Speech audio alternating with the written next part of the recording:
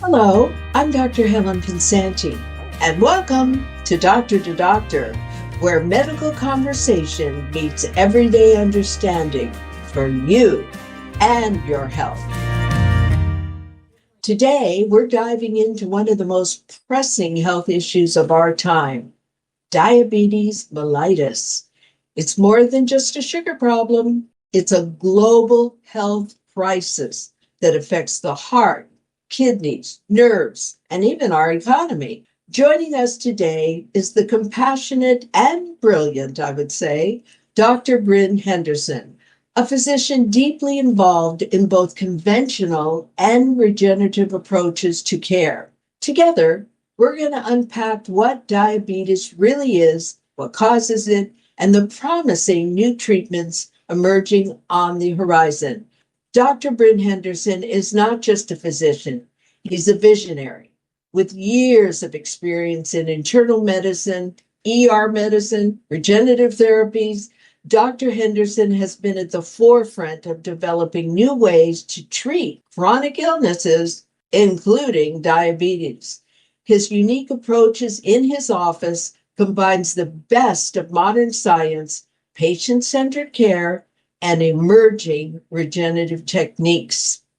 Let's start with what exactly is diabetes mellitus, Dr. Henderson.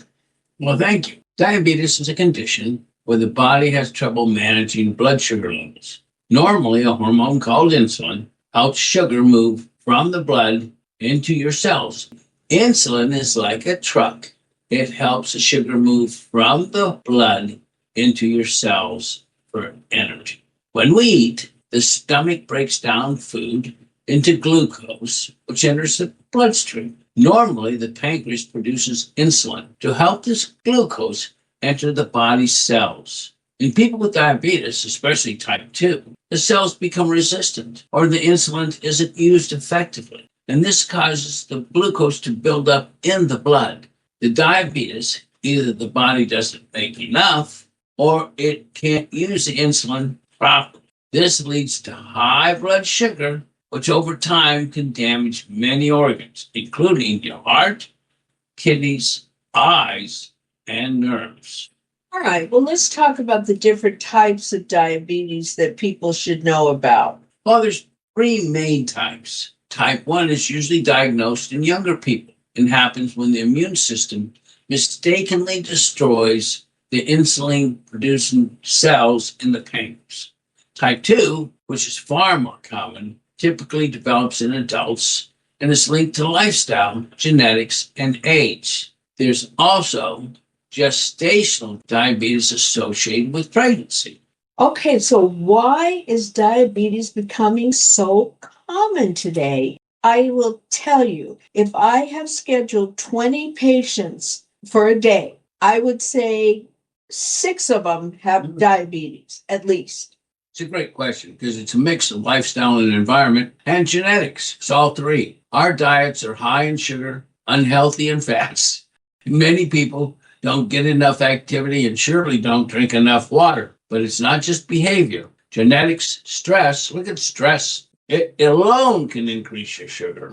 Sleep problems, pollution, and even conditions during pregnancy can raise the risk. Urbanization and poor access to health care also play major roles, especially in developing countries.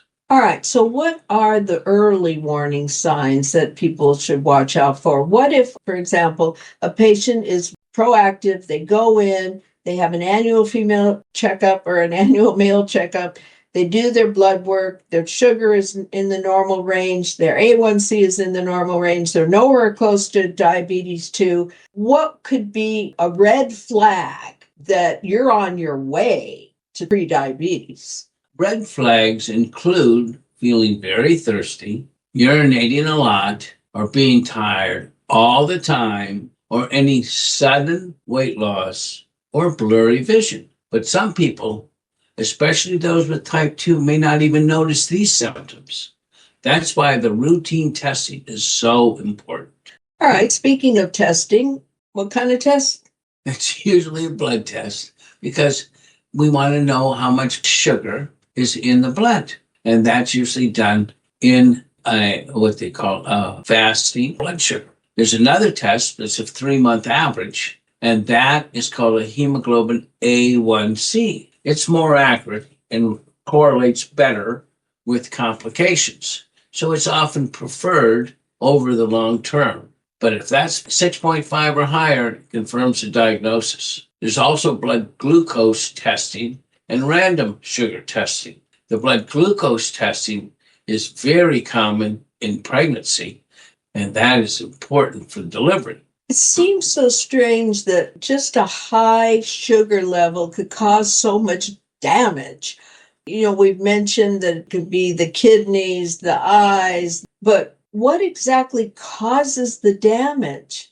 It's the excess sugar that damages, and it doesn't just damage the vessels, it gets into the small parts of the vessels or the nerves. Not just the big nerves, it goes into the teeny weeny parts of the nerves. And the tissues absolutely can malform, cause changes in the formation of different tissues because it increases inflammation. The stress inside the body is different than the stress outside the body. The stress inside the body changes the balance of hormones and proteins and energy in those cells. And so over time, it can lead to many very, very dangerous things. Kidney failure, nerve pain, and even amputations. That's why early treatment and long-term control are so critical. All right. So what is standard of care treatment for diabetes today? That's an excellent question. It begins with lifestyle changes, healthy eating, healthy sleeping, healthy exercise. And then we use medications. There's many types. There's metformin, and the newer drugs are actually replacing metformin, the GLP-1 receptor agonists. Let's talk about metformin because so many of my patients say, I'm going to put you on metformin. They go, oh no, doc, somebody else did that and I had diarrhea and I was crying. I hate it. I don't like it. My muscles feel weak. The side effects are so horrible. Put me on something else. I beg you. Do you have that problem? Yes, absolutely. And that's why I think there's such a wide open opportunity for the newer drugs that include weight loss and better control of fluids, more water. So the new weight loss medicine are called GLP-1, like Ozempic, Mounjaro, tirzepatide, Wegovy, all of those. They not only help you lose weight, but they also help control the blood sugar. Isn't that amazing? Yeah, it's good. So what about traditional Chinese medicine for diabetes? As we've stated before, it's been around a few thousand years, and they have very good control if they stay in what they call internal balance. These practitioners focus on energy, organ energy, circulation. Herbs like ginseng and cinnamon are used to support insulin function. Acupuncture helps with sugar regulation, and stress reduction is a double whammy of improvement. It's a holistic approach that complements modern care. All right, let's talk about some of the latest and greatest regenerative medicine and the cutting edge treatments that you're doing. There's no question that for diabetes, this is really exciting because we can use stem cells to grow new insulin producing beta cells in the pancreas. That's being done in other countries, and it's effective. And it's being used in some very brittle diabetics today or young, dangerous diabetes patients in pediatrics. There's also exosomes, which are the little healing molecules called vesicles that do a fantastic job. And let's not forget the peptides that mimic